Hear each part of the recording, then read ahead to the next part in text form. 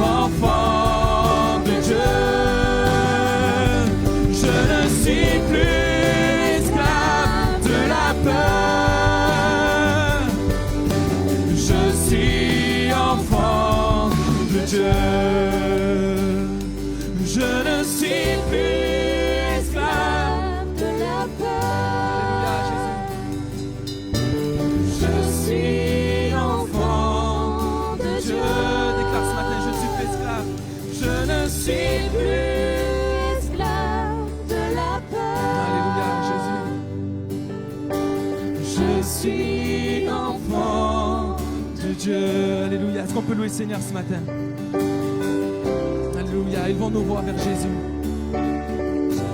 Alléluia, Seigneur.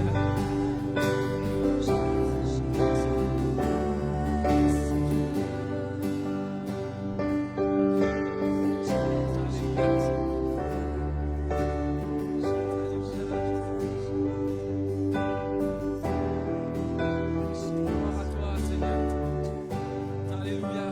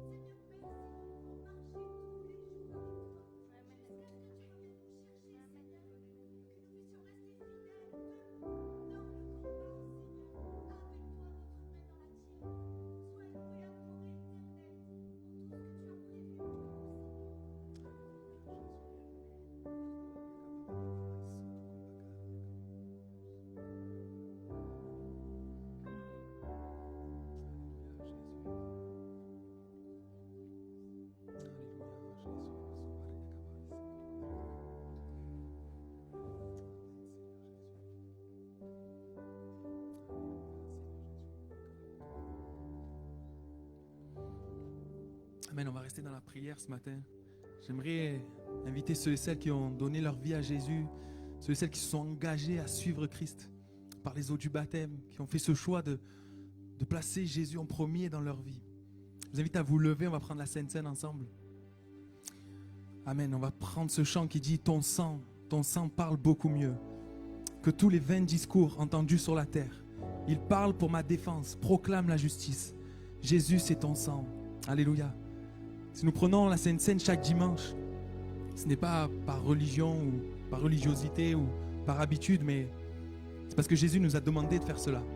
Jésus a dit à ses disciples, faites ceci en mémoire de moi. Prenez ce pain qui est mon corps, qui a été cloué sur la croix. Prenez ce vin qui est mon sang, qui a coulé pour le pardon de vos péchés. Alléluia, qu'on puisse se rappeler ce matin du sacrifice de Jésus à la croix. Jésus a accompli la volonté du Père. Il a souffert. Il a été méprisé. Il est monté à la croix. Il a été cloué pour le pardon de nos péchés. Personne ne nous a aimés plus que Jésus à ce moment-là. Et qu'on puisse chanter comment être pardonné, comment recevoir la vie, seulement par le sang de Jésus. Seulement par le sang de Jésus. Et ce matin, tu as la possibilité de venir à la croix, au pied de la croix. Tu as la possibilité de venir et réclamer à Jésus le sang qui coule dans ta vie. Ce sang qui lave, ce sang qui purifie, ce sang qui pardonne, ce sang qui guérit. Alléluia, qu'on puisse se rappeler ce matin. Qu'on ne puisse pas prendre juste le pain et le vin comme ça par habitude, mais qu'on dise Seigneur, merci pour le sacrifice que tu as fait. Merci parce qu'aujourd'hui, je vis grâce à toi, j'ai la vie, tu m'as sauvé. Et alors que tu reviendras, je serai pris avec toi dans ton ciel de gloire pour l'éternité. Alléluia.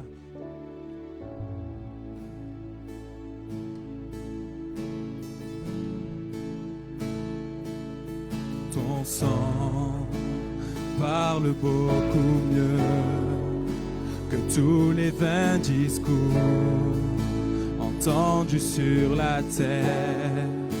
Il parle pour ma défense, proclame la justice. Jésus, c'est ton sang. La croix, témoin de ta grâce, montre le cœur du Père et nous ouvre la voie. Confiants, nous avançons, non par nos propres forces, mais seulement par ton sang.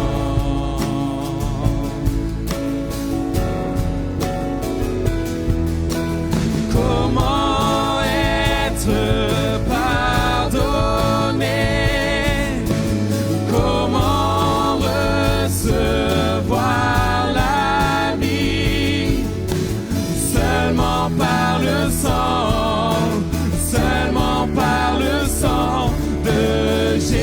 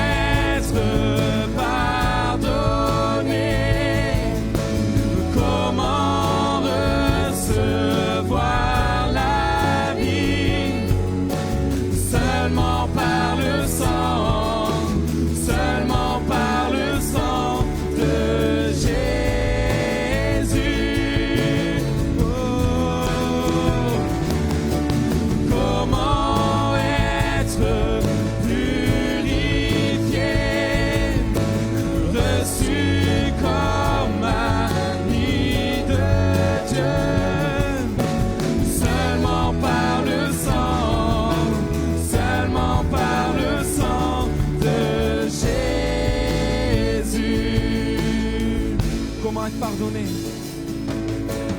Comment être pardonné? Comment recevoir la vie? Seulement par le sang, seulement par le sang de Jésus.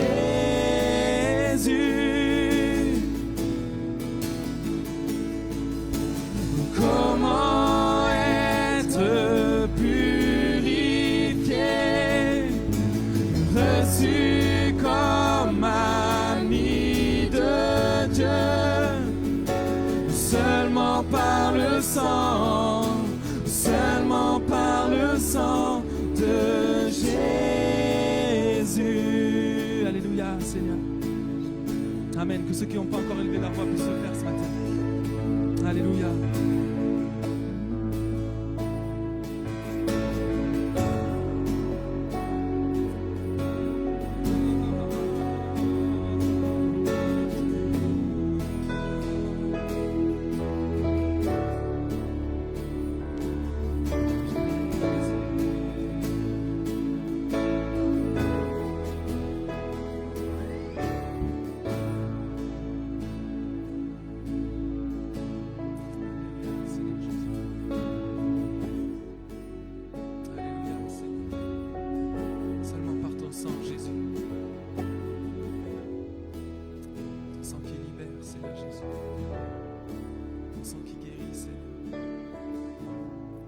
Sacrifice à la croix, Jésus.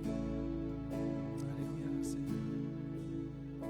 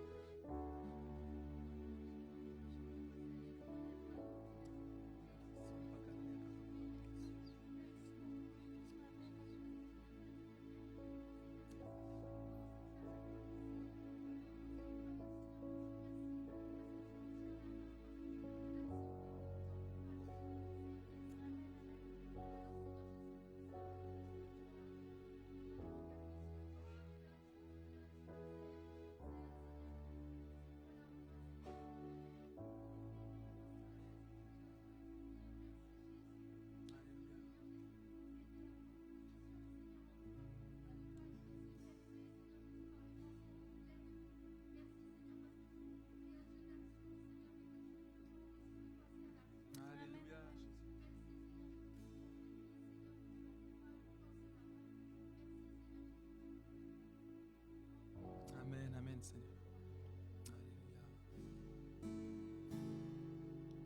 Amen. On pourrait se lever ensemble.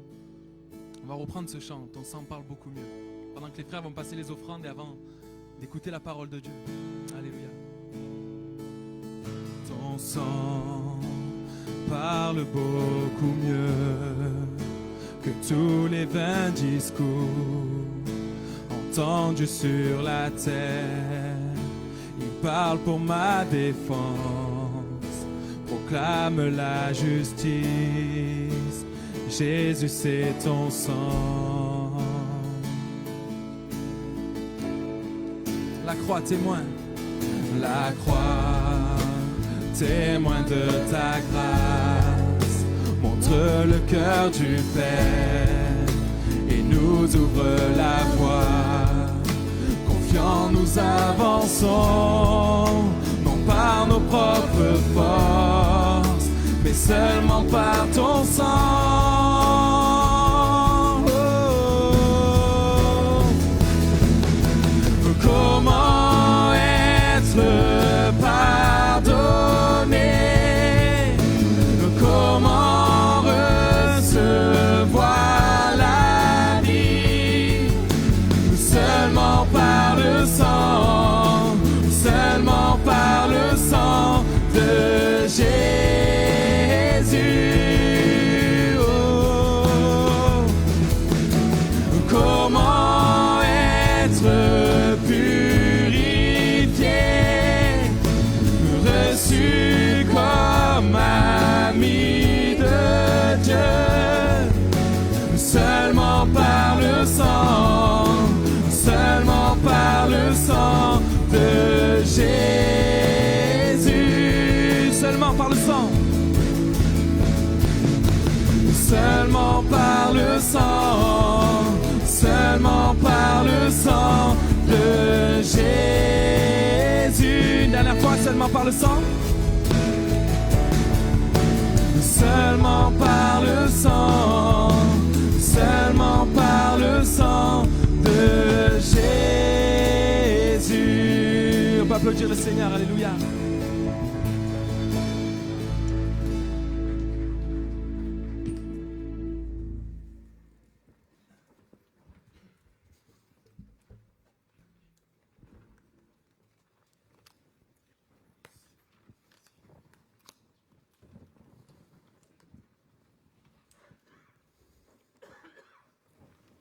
Bonjour à tous, vous allez bien? Ça fait plaisir de voir une église pleine. On était un peu moins nombreux au premier culte, mais Dieu nous a bénis, c'était bon aussi. Et je crois que ça va être encore bon parce que Dieu ne fait pas de préférence. Il veut vous parler aussi. Je crois qu'il nous a fait du bien déjà pendant les chants. Amen. Amen. Dieu nous a fait du bien déjà. Des enfants, il y a des enfants, il y en a pas mal ce matin, vous êtes là? Ouais, vous pouvez lever vos mains un petit peu que je vous vois? Yes. Il y a des petits-enfants, il y a des grands-enfants aussi. Amen. J'aimerais lire un texte avec vous, s'il vous plaît, avant de rentrer dans le vif du sujet. Nous allons lire un texte dans Matthieu, au chapitre 24, à partir du verset 36 jusqu'à 44. Quant au jour et à l'heure, personne ne les connaît, pas même les anges du ciel, ni même le Fils, mais mon Père seul, le connaît. Ce qui est arrivé à l'époque de Noé arrivera de même au retour du Fils de l'homme. En effet, dans les jours précédant le déluge, les hommes mangeaient et buvaient, se mariaient et mariaient leurs enfants, jusqu'au jour où Noé est entré dans l'arche. Ils ne se sont doutés de rien jusqu'à ce que le déluge vienne et les emporte tous. Il en ira de même au retour du Fils de l'homme. Alors 2 hommes seront dans un champ, l'un sera pris, l'autre sera laissé. 2 femmes moudront à la meule, l'une sera prise, l'autre sera laissée. Restez donc vigilants, puisque vous ignorez à quel moment votre Seigneur viendra. Vous le savez bien, si le maître de la maison savait à quelle heure de la nuit le voleur doit venir, il resterait éveillé et ne laisserait pas percer les murs de sa maison. C'est pourquoi vous aussi, tenez-vous prêts, car le Fils de l'homme viendra à l'heure où vous n'y penserez pas. C'est pourquoi vous aussi, tenez-vous prêts, car le Fils de l'homme viendra à l'heure où vous n'y penserez pas. Amen. Le titre du message ce matin est celui-ci, tenez-vous prêts. Tenez-vous prêts. Il y a des événements dans la vie, des moments dans la vie où il faut nous préparer, des événements pour lesquels nous devons nous préparer, des événements pour lesquels nous devons nous tenir prêts. Par exemple, les enfants, vous qui êtes là, si pour ceux qui sont à l'école, qui ont déjà des devoirs, etc., si on vous dit qu'il y a une dictée, une poésie la semaine prochaine, il faut vous préparer pour que le jour J, vous la connaissiez et que vous soyez prêts le jour même. Par exemple, messieurs, mesdames, pour ceux qui se sont mariés, pour ceux peut-être ça remonte à loin, moi c'est un peu plus récent, un mariage, ça se prépare. Alors bien sûr, on peut se marier plus rapidement. Oh, il y a Sophie, je ne l'avais pas vue. Coucou, c'est un plaisir de te voir. Toi et ta maman. Désolé, excusez-moi. Spontané. Pour un mariage, ça se prépare. Bien sûr, on peut se marier facilement, rapidement à la mairie, ça peut se faire très rapidement. Mais mon épouse et moi, Laurine, quand Dieu nous a parlé pour notre couple, elle avait 14 ans, j'en avais 21. Donc j'ai entendu. Aïe. Donc on avait beaucoup d'écart, ce qui nous a laissé du temps pour préparer notre mariage. On a eu 4 ans pour préparer notre mariage. Elle avait 14 ans, pardon. J'en avais 21. Aujourd'hui, elle a 21 ans, c'est son anniversaire. Elle a l'âge que j'avais quand Dieu nous a parlé. Le temps passe vite. Et donc le mariage, on a eu le temps de le préparer. Revenons à nos moutons. C'était un événement pour lequel nous avons eu le temps de nous préparer. Pour ceux qui se sont mariés, vous savez ce que c'est. Il faut trouver une salle de réception, il faut trouver un traiteur, il faut trouver un pâtissier si le traiteur ne fait pas le gâteau, ce qui était notre cas. Il faut trouver un DJ pour qu'il y ait de la musique et qu'on s'amuse suffisamment le soir du mariage, etc. Il faut acheter le costume, il faut acheter la robe, etc. Il faut mettre des sous de côté. Je suis en train de décourager tous ceux qui veulent se marier. Il y a des choses à mettre en place, il faut l'organiser, il faut le préparer pour que le jour J, tout soit prêt, tout soit nickel, qu'il n'y ait pas de stress, mais que tout se passe correctement. Tenez-vous prêts, c'est le titre du message de ce matin. Mais ce matin, je ne vais pas vous parler de comment organiser un mariage, quoique, mais je vais vous parler de se tenir prêt au retour de Jésus. Est-ce que vous savez que Jésus va revenir ? Oui, les enfants, vous savez que Jésus va revenir ? Jésus va revenir chercher son Église. Alors, il ne va pas prendre le bâtiment, il ne va pas y avoir un trou comme ça au milieu de Saint-Maximin. Il va venir chercher chacun d'entre nous, nous chrétiens qui avons donné notre cœur à Jésus.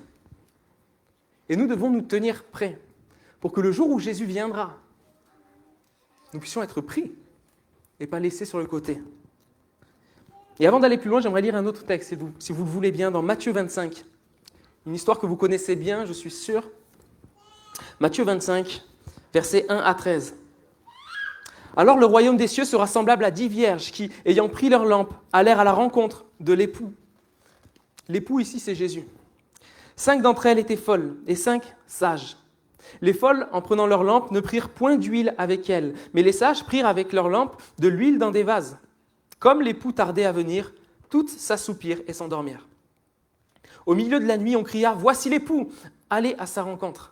Alors toutes ces vierges se réveillèrent et préparèrent leurs lampes. Les folles dirent aux sages « Donnez-nous de votre huile, car nos lampes s'éteignent. » Les sages répondirent « Non, il n'y en aura pas assez pour nous et pour vous. Allez plutôt chez ceux qui en vendent et achetez-vous-en. » Pendant qu'elles allaient en acheter, l'époux arriva. Celles qui étaient prêtes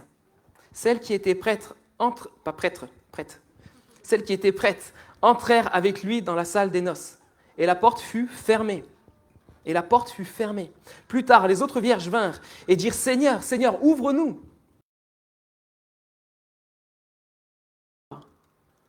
Veillez donc, puisque vous ne savez ni le jour, ni l'heure. Tenez-vous prêts. Je parlais de mariage tout à l'heure, je parlais de notre mariage.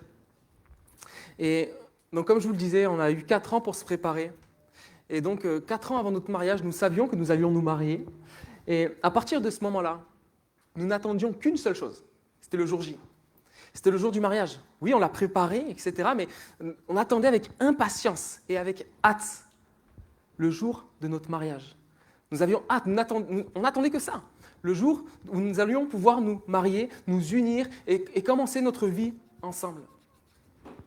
Et je pense, les enfants, pour ceux qui aiment Disney, pour ceux qui peut-être y sont déjà allés, je prends cet exemple-là de Disneyland, si on vous dit la semaine prochaine on va à Disney, il y en a qui seraient contents ?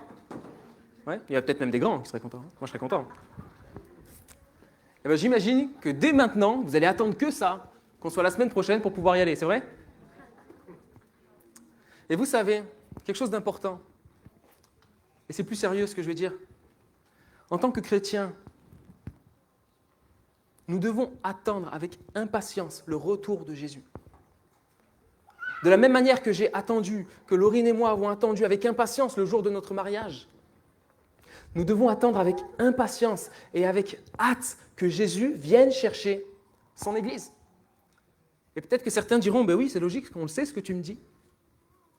Mais pourtant, il m'est déjà arrivé d'entendre une jeune chrétienne, par exemple, dire « J'espère que Jésus ne va pas revenir trop vite pour que j'ai le temps de me marier. » Ça fait sourire, hein ? On a tous des besoins, des désirs. Des rêves, des choses que l'on souhaite réaliser. Peut-être voyager, peut-être construire sa maison, peut-être se marier, avoir des enfants, des besoins qui sont bons, qui ne sont pas mauvais, des besoins qui sont légitimes. Mais nous devons faire attention à ce que nos désirs de ce monde ne surpasse pas notre désir d'être avec Christ. Parce que qu'est-ce qui fait que je vais hâter un événement, que je vais avoir hâte, que je vais être pressé de vivre quelque chose? Qu'est-ce qui fait que j'étais pressé de me marier? C'était l'amour que j'avais pour ma femme, ma fiancée à ce moment-là. Par amour, l'amour faisait que j'avais hâte, que j'étais pressé. Qu'est-ce qui fait que l'on va hâter avec tant d'impatience que Jésus vienne nous chercher? L'amour que l'on a pour Jésus. L'amour que l'on a, que l'on devrait, que l'on doit avoir pour l'époux qui vient chercher son Église. Bien sûr, il y a des désirs qui ne sont pas mauvais, je l'ai cité, se marier, avoir des enfants, réussir sa carrière, avoir sa propre maison, voyager, ce sont des bons désirs. Mais je crois que même un bon désir, à partir du moment où il prend la place de ce désir d'être pris avec Jésus, d'être avec Jésus pour l'éternité, alors ce qui est un bon désir peut devenir un mauvais désir. Parce que cela voudrait dire que finalement, mon amour pour Christ est inférieur à mon amour pour le monde. Et il est bon de se poser cette question-là, et je t'invite à le faire dans ton cœur, dans ta tête. Est-ce que j'ai hâte que Jésus revienne? Est-ce que j'attends avec impatience que Jésus vienne me chercher? Peut-être que certains répondront directement en disant oui, amen, tant mieux. Mais le fait de te poser cette question-là te permettra de te faire un bilan dans ton cœur, afin de savoir qu'est-ce qui pèse le plus dans la balance. Est-ce que c'est ton amour pour ce monde, ou est-ce que c'est ton amour pour Jésus? Et on doit faire attention, parce que vous savez, ce monde est séduisant. Le monde dans lequel on vit est très séduisant, et on peut vite être attiré plus par les choses d'en bas que les choses d'en haut.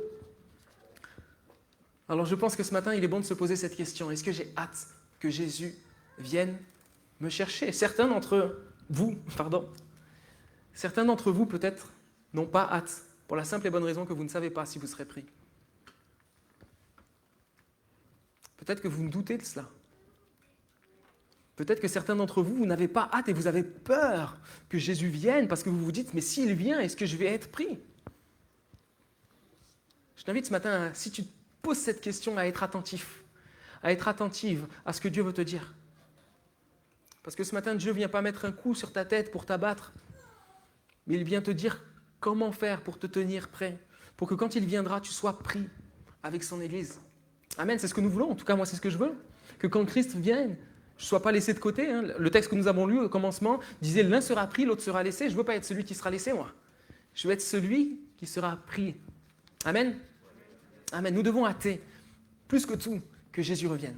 Nous devons nous empresser, avoir cette hâte dans notre cœur. Jésus revient. J'ai hâte que tu reviennes, Seigneur. Qu'importe si je ne suis pas marié, qu'importe si je n'ai pas construit ma maison, qu'importe si je n'ai pas voyagé tout autour du monde. Seigneur, ce que je veux et ma raison de vivre, c'est de pouvoir me retrouver avec toi pour l'éternité. Alléluia, amen. Amen. Nous devons hâter le retour du Seigneur plus que tout. Nous devons l'attendre. Mais de quelle manière devons-nous l'attendre? De quelle manière devons-nous attendre que Jésus revienne? Je rappelle le titre, hein, Tenez-vous prêts, il est affiché derrière. Tenez-vous prêts. Mais comment nous tenir prêts? C'est ça qui nous intéresse. Si je vous dis simplement tenez-vous prêts, mais que je ne vous dis pas comment. Comment attendre? Je crois qu'il y a deux manières d'attendre. Il y a deux manières d'attendre que Jésus revienne. Imaginons, on imagine que je vienne vous voir à la fin du culte et que je vous dise, écoute, je passe chez toi dans une semaine. Je viens te chercher, on part faire le tour du monde. Alors certains seraient contents, moi je le serais parce que j'aime voyager. Je viens te chercher dans une semaine pour faire le tour du monde. Comment allez-vous vous préparer à cela? Comment allez-vous attendre que je vienne toquer à la porte? Il y a deux manières d'attendre. Diego, je te vois lever la main. Il y a deux manières d'attendre. Soit vous allez pouvoir vous mettre dans le canapé et attendre que je vienne frapper à la porte. La semaine passe, lundi, mardi, mercredi, jeudi, vendredi, samedi, dimanche. Toc, toc, toc. T'es prêt? Je t'ai attendu, mais je ne suis pas prêt en fait. Il y a cette manière d'attendre. Ou alors, une deuxième manière d'attendre qui sera la bonne. Je vous dis ça, la semaine prochaine, je viens te chercher, on part faire le tour du monde. Qu'est-ce que tu fais? Tu rentres chez toi, tu prends la plus grosse valise que tu as, tu mets toutes les affaires que tu peux prendre, tu fais le tri entre ce qu'il faut prendre, ce qu'il ne faut pas prendre, tu vas faire les papiers qu'il faut, les vaccins qu'il faut, selon le pays où tu veux aller, et tu te prépares. En fait, il y a une attente passive et une attente active. Il y a une attente où finalement, juste tu attends, je suis chrétien, Je me suis fait baptiser, on m'a dit que Jésus revient, alors je l'attends. Je viens à l'église parce que je voudrais quand même être pris. Ou alors tu dis, Seigneur, tu m'as sauvé, tu as donné ta vie pour moi, pour que mes péchés soient pardonnés, pour que je puisse être un jour avec toi au ciel. Seigneur, je vais t'attendre, mais je vais tout faire pour être prêt. Pour que le jour où tu viennes, je ne sois pas laissé de côté. Pour que le jour où tu viennes, je ne sois pas de ceux à qui il manque de l'huile. Mais que je sois pris avec toi. Alors je vais faire tous mes efforts pour être prêt le jour où tu reviendras. Il y a deux manières d'attendre. Soit l'une vous rendra prêt, ou l'autre ne vous rendra pas prêt. De quelle manière attendons-nous que Jésus revienne? Dans ce texte que nous avons lu, nous voyons qu'il y a 10 vierges, 10 jeunes filles vierges. Nous voyons que ça, c'est leur point commun. Elles sont toutes vierges, toutes pures. Et moi, ça me parle ce matin. Ça me parle de ce que nous sommes quand nous devenons chrétiens, purifiés de tout péché, lavés par le sang de Jésus, nous l'avons chanté. Nos péchés sont pardonnés, nous avons été purifiés, nous avons été au contact du sacrifice de Christ. Et ces 10 vierges-là, c'est comme si c'était 10 chrétiens, 10 chrétiennes qui avaient connu et accepté le sacrifice de Jésus. Jésus les a pardonnées, elles sont nées de nouveau, elles se sont fait baptiser, elles sont purifiées, leur péché est lavé, pur. Mais ce qui m'inquiète et ce qui m'interroge dans ce texte-là, c'est que oui, il y a 10 vierges, 10 jeunes filles pures, mais seulement 5 vont rentrer. Et 5 autres vont être laissées dehors. Et ça doit nous interroger ce matin. Il faut savoir pourquoi, il faut savoir comment ça se fait, parce que j'ai envie d'être dans le bon camp. J'ai envie que quand la porte va s'ouvrir, je veux rentrer et pas être laissé dehors. Malheureusement, seulement 5 sur 10 vont être réellement prêtes pour la venue de l'époux. Je précise, parce que je parle d'époux, que la Bible enseigne que l'Église que nous sommes l'épouse, et que Christ est l'époux et qu'il viendra chercher son épouse. Nous sommes l'épouse, mais serons-nous prêts? Est-ce que l'Église sera prête quand Christ reviendra? Le problème ici dans ce texte-là, ce n'est pas le fait qu'elles s'endorment, parce qu'on voit qu'elles s'endorment toutes. Vous êtes d'accord avec moi? C'est encore une fois un point commun. Toutes vont s'assoupir, toutes vont s'endormir. Et moi, ce que je comprends en lisant ça, c'est simplement le fait que toutes vont être surprises par la venue de l'époux. Et en réalité, nous serons tous surpris par la venue de Jésus-Christ. Personne ne saura à quel moment nous serons enlevés. Que tu sois prêt ou pas, nous allons tous être surpris. Ça va venir d'un coup. Nous ne saurons pas le jour ni l'heure, comme nous l'avons lu. Et le fait que ces 10 vierges s'endorment toutes et que d'un coup on leur dit « voici l'époux », elles se réveillent d'un coup en sursaut. Ce sera notre cas à tous. Mais là où il y a une différence entre les 5 sages et les 5 folles, est-ce que vous savez quelle est la différence entre les folles et les sages? Est-ce qu'il y en a qui savent? Les enfants, peut-être si vous avez écouté. Oui? Yes, c'est ça. Les sages avaient de l'huile, les folles n'en avaient pas. Les sages étaient prêtes, les folles n'étaient pas prêtes. Et c'est ça qui est important ce matin. Tenez-vous prêts, c'est le titre du message. Et en préparant le message, je réfléchissais à l'huile, à ce que cela signifiait, à ce que j'allais pouvoir vous dire en ce qui concerne cette huile manquante. Qu'est-ce que cela représente? Certains diront que ça représente le Saint-Esprit, mais on voit dans le texte qu'il va être demandé à celles qui n'en ont pas d'aller en acheter. Le Saint-Esprit, on ne l'achète pas. Alors, je n'ai pas envie de m'attarder sur ce que signifie l'huile réellement, mais j'ai envie de m'attarder sur le fait qu'elles ne sont pas prêtes. Il y a un problème, elles ne sont pas prêtes. Alors que les 5 autres le sont, elles ne le sont pas. Et afin de comprendre mieux cela, j'aimerais lire encore un texte avec vous, si vous le voulez bien, dans 2 Pierre, chapitre 1, versets 3 à 11. Restez bien concentrés, restez bien connectés. Par sa puissance, en effet, Dieu nous a donné tout ce qu'il faut pour vivre dans l'attachement au Seigneur, en nous faisant connaître celui qui nous a appelés par la force. Ainsi, nous bénéficions des dons infiniment précieux que Dieu nous avait promis. Il a voulu par ces dons vous rendre conformes à ce que Dieu est. Vous qui avez fui la corruption que les mauvais désirs font régner dans ce monde. Pour cette raison même, faites tous vos efforts pour ajouter à votre foi la force de caractère, à la force de caractère la connaissance, à la connaissance la maîtrise de soi, à la maîtrise de soi l'endurance dans l'épreuve, à l'endurance l'attachement à Dieu, à cet attachement l'affection fraternelle, à l'affection fraternelle l'amour. Car si vous possédez ces qualités, Et si elles grandissent sans cesse en vous, elles vous rendront actifs et vous permettront de connaître toujours mieux notre Seigneur Jésus-Christ. Car celui à qui elles font défaut, celui à qui elles manquent, celui qui n'en a pas, est comme un aveugle, il ne voit pas clair, il a oublié qu'il a été purifié de ses péchés d'autrefois. C'est pourquoi, frères, puisque Dieu vous a appelé et choisi, redoublez d'efforts pour éprouver dans toute leur force les effets de cet appel et de ce choix, car si vous agissez ainsi, vous ne tomberez jamais. C'est ça qui nous intéresse là, la clé, la raison de tout cela. Ainsi vous seront grandes ouvertes les portes du royaume éternel de notre Seigneur et Sauveur, Jésus-Christ. Ainsi vous seront grandes ouvertes les portes du royaume éternel de notre Seigneur et Sauveur, Jésus-Christ. C'est ce qui nous intéresse, c'est ce que nous voulons, que quand Jésus viendra, les portes soient ouvertes pour nous et que nous ne soyons pas comme les 5 folles qui restent dehors. Et dans ce texte que nous venons de lire, il y a quelque chose qui ressort plusieurs fois. Et je demandais à Cécile si tu peux revenir au piano, j'ai bientôt terminé. Ma question, c'était comment nous devons attendre, comment nous devons nous préparer. Comment faire pour que, quand Jésus vienne, il ne nous manque rien. Bien sûr, ça commence par la foi. Il nous est dit à la foi, ajoutez ça, etc., etc. Le début, c'est la foi. Vous êtes avec moi ?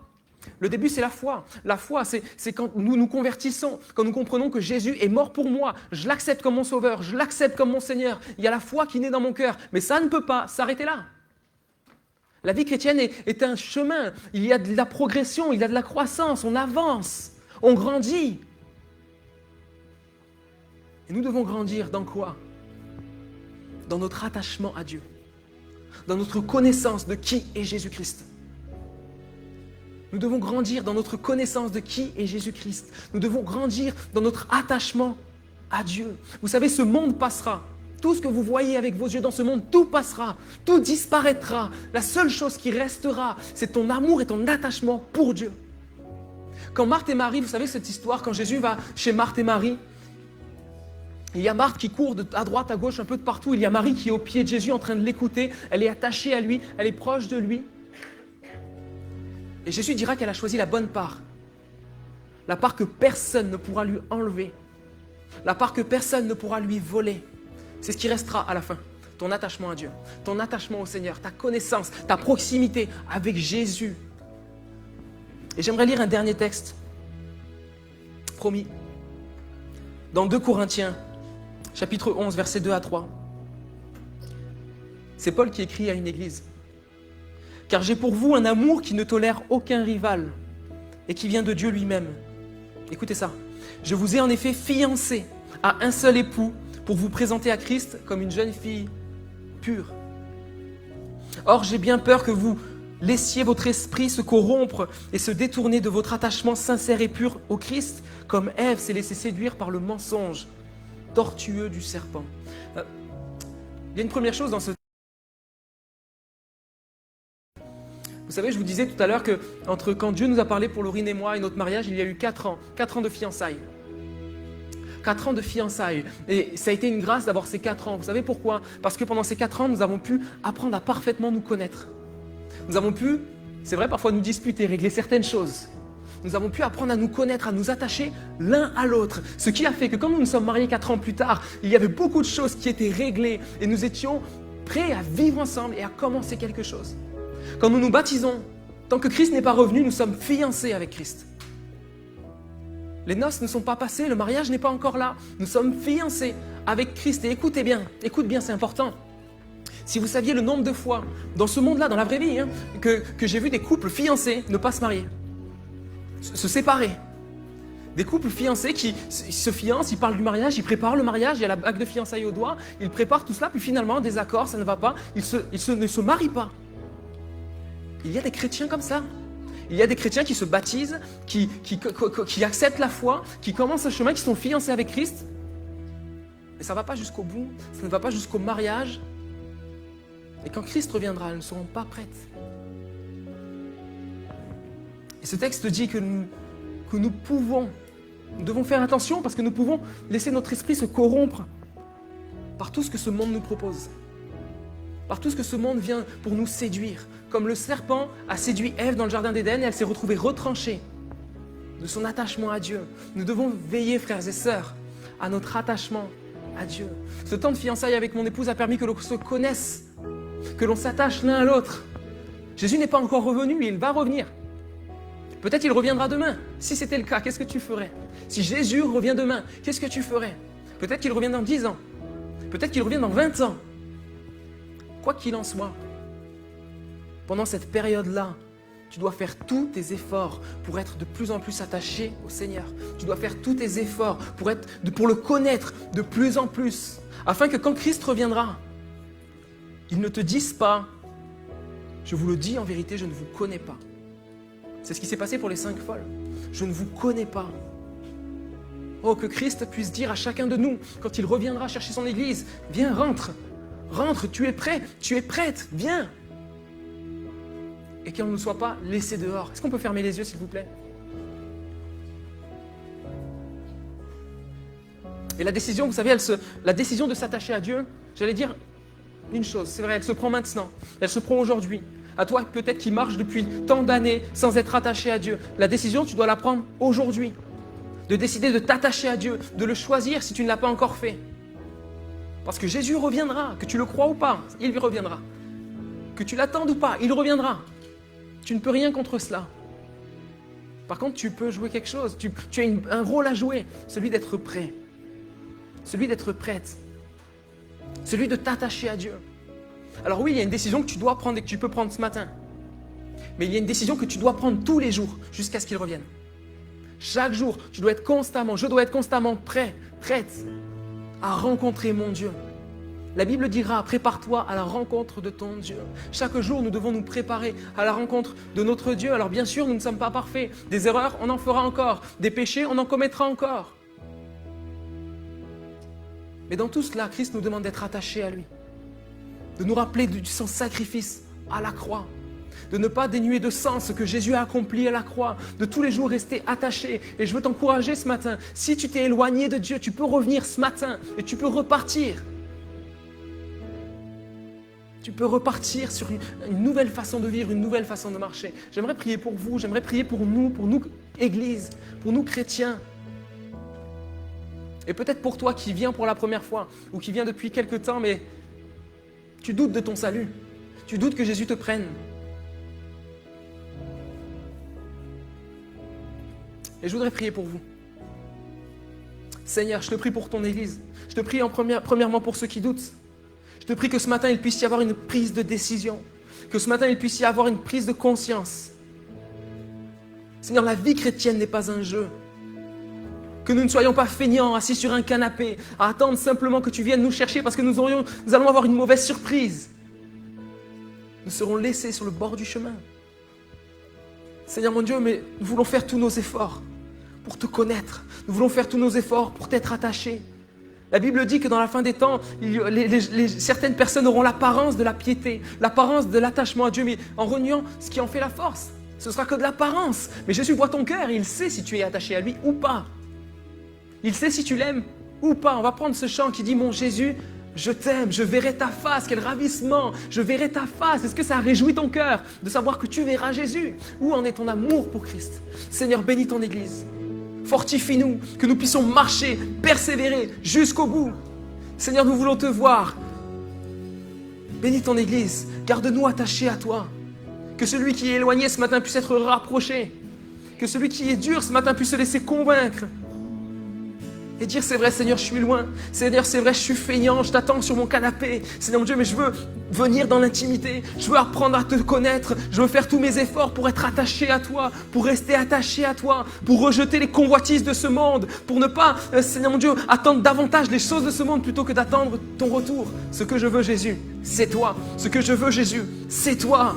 Ce que je veux, Jésus, c'est toi. Amen. Bénis ton Église, Seigneur.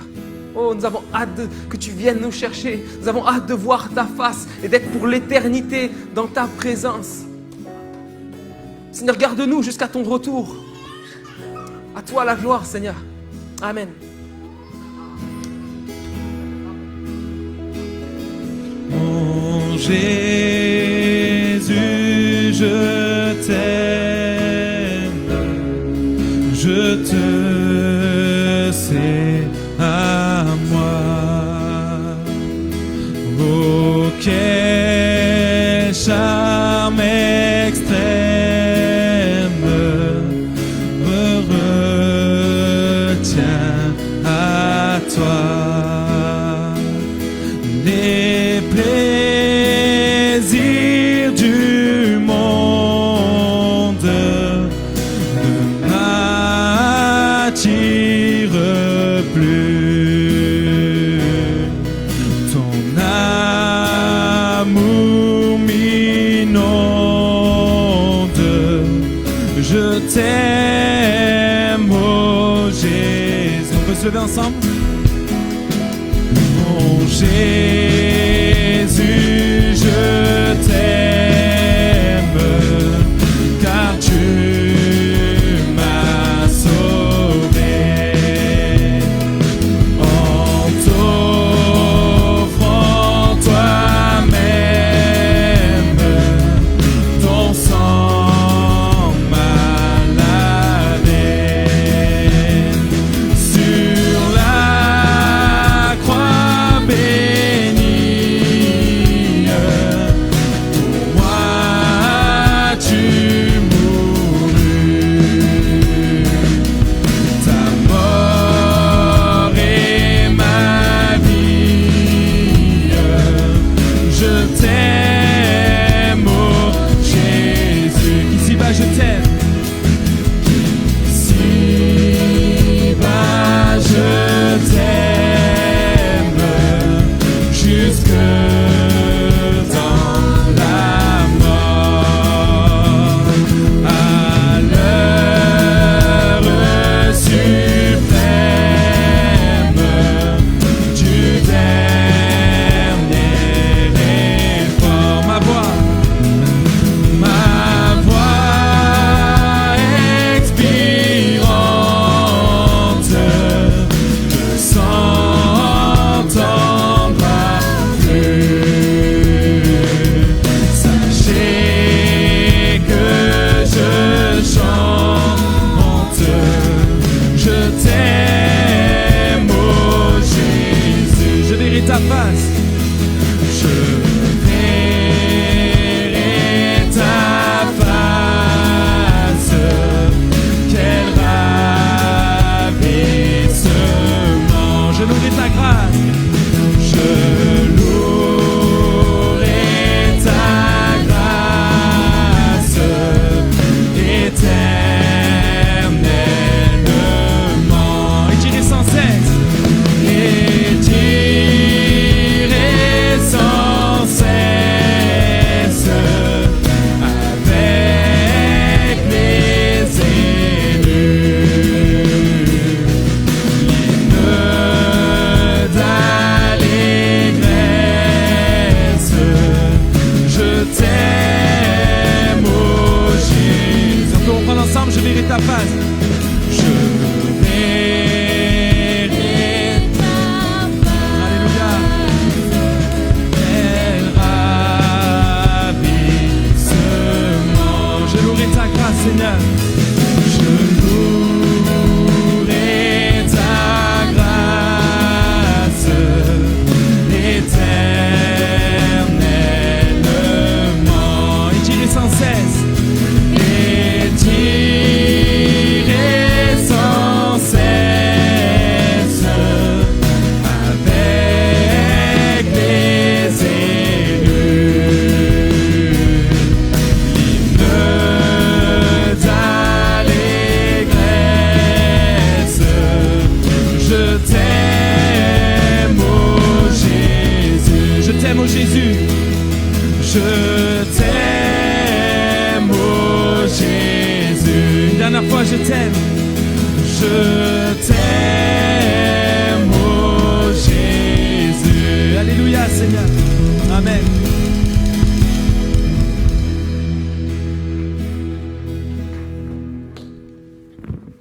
Amen. Amen. Gardons cette parole dans notre cœur, qu'elle nous accompagne au quotidien. Et je suis convaincu que dans ce lieu, il y a des frères et des sœurs qui se sentent prêts, qui êtes prêts. Alors soyez fortifiés, soyez encouragés. Allez jusqu'au bout, allons jusqu'au bout. Amen, persévérons. Amen. Quelques annonces rapidement. Alors, je commence de la moins bonne jusqu'à la bonne. Mais la moins bonne, elle n'est pas trop mauvaise, ne vous inquiétez pas, c'est pas rien de méchant. Ça concerne les parents et vos enfants. Les équipes de ménage ont retrouvé à divers endroits sur le sol des marques de feutre et de stylo. Alors simplement, on vous demande de faire attention à vos enfants, pour ceux qui dessinent, voilà, je sais que des parents des fois donnent des feuilles aux enfants pour dessiner, ils ont dû dépasser un petit peu. Donc voilà, juste garder un œil sur vos petits, qu'ils n'écrivent pas sur le sol parce que c'est une misère à effacer. Donc par respect pour l'Église et pour les frères et sœurs qui font le ménage, voilà, gardez un œil sur vos petits. En parlant de ménage, il y a un besoin d'équipe de ménage, une équipe de 3. Donc comment ça se passe? C'est une fois par mois, ce n'est pas tous les week-ends que vous y êtes, c'est une équipe de 3, vous y êtes une fois par mois, il y a un planning qui est fait. Et voilà, c'est le samedi, je crois. Donc voilà, il y a un besoin, c'est Josiane la responsable, mais si vous voulez vous engager dedans, envoyez-moi un message ou si vous arrivez à m'attraper à la fin du culte, faites-le. Sinon, écrivez sur le groupe WhatsApp. Voilà, on a besoin de 3 personnes, voilà, bénévolement bien entendu, qui s'engagent pour l'équipe de ménage une fois par mois. Donc voilà, homme ou femme, je précise. Pour l'instant, il n'y a qu'un homme dans l'équipe CJP. Voilà, vous savez qu'on se retrouve les mardis de 15h à 16h pour un temps de prière. C'est des temps forts, des temps où nous combattons dans la prière, où Dieu nous donne de remporter des victoires. Il y a des sujets importants, graves, des frères et sœurs qui sont malades. On pense à Alain Luc, on a appris qu'il avait un cancer récemment, donc on prie pour notre frère. Et d'autres sujets, ceux qui étaient là les 3 derniers jours de jeûne et prière, vous avez vu tous les sujets un petit peu qu'il y a. On a vécu vraiment des temps forts pour ceux qui étaient là, jeudi, vendredi, samedi, des réunions de jeûne et prière où Dieu nous a vraiment bénis, nous a fait du bien et je crois à exaucer des prières que l'on a fait monter. Amen. Je vous rappelle juste, si vous ne voyez pas Patrick, c'est parce qu'il est en mission à l'église de Beau Soleil toute la journée. Voilà, on pense fort à lui, il prêchera aussi, je crois, cet après-midi, donc il a une grosse journée. Mais voilà, Dieu nous a bénis ce matin. Amen, il est fidèle. Je demande à Gilbert, mon frère, si tu veux bien terminer par la prière et après je laisserai l'équipe d'accueil vous faire sortir.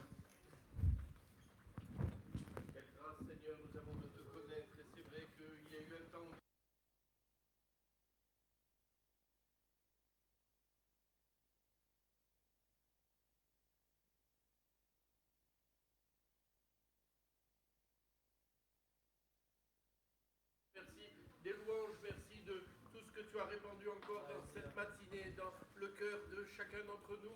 Et nous te prions de nous conduire dans cette semaine afin que toutes ces choses ne restent pas lettres mortes, mais que les œuvres naissent de tout cela et que nos vies soient en conformité avec tout ce que tu attends, que nous connaissions de tout ce que tu as préparé pour nos vies encore. À ton nom soit la gloire, soit honorée, glorifiée, élevée par tout ton peuple, notre Père. Amen.